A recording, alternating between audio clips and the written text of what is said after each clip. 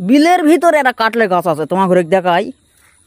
এই বিলের ভিতরে একটা কাটলে গাছ আছে, হাইরে কাটল মিষ্টি, বুঝতে পারছেন? কাটল শুরুর থেকে শুরু করে মানুষ মানে কতক্ষণে কাটল বড় হবে, আর বড় হওয়ার সাথে সাথে মনে করো যে কতক্ষণে পাকতে যদি দেরি হয়, আই দেখো পাকতে যদি দেরি হয়, সেই কাটল পাড়ের কাটলের মানে গর্ত করবে, গর্ত করে এক থাবা লবণ দিবে, দিয়ে থিয়ে যদি পাটের ভি পায়, ধানের ভি পায়, গর্ত করে পুঁতে থুবেলে থাক।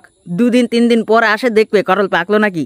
যদি তাও কাটল না পাকে, সেক্ষেত্রে মুটকেই কাটল পাকায়। তোমরা কছেন আমার এলাকার মনে করো চ্যাংরা প্যাংরা এতই কাটলের জোর দিছে, মানে মোটা হওয়া পাচ্ছে না কে, বুঝতে পারছেন? মোটা হওয়া লিয়ে কথা।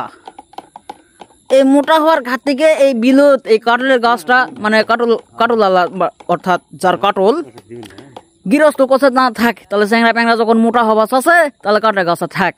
এক কাটলে গাছটা এটা আবার থুইছে, হাইরে ঝুমকুটে কাটল ধরে, তাও চ্যাংরা প্যাংরাটা লিত্তি চলে আসে, মানে 12 মাসি কাটলের গাছ তো প্রতিদিন আমাদের চ্যাংরা গুলা চলে আসবে, প্রতিদিন চলে আসবে ঘাস কাটতে, আসলেই দেখবে কাটল ধরলে নাকি।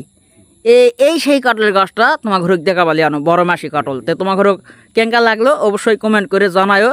তো সবাই ভালো থাকো, সুস্থ থাকো, আবার দেখা হবে নতুন কোনো ভিডিও নিয়ে। আর ভুলু কাকুর জন্য বেশি বেশি করে দোয়া করো, বুঝতে পারছেন? তে লাও।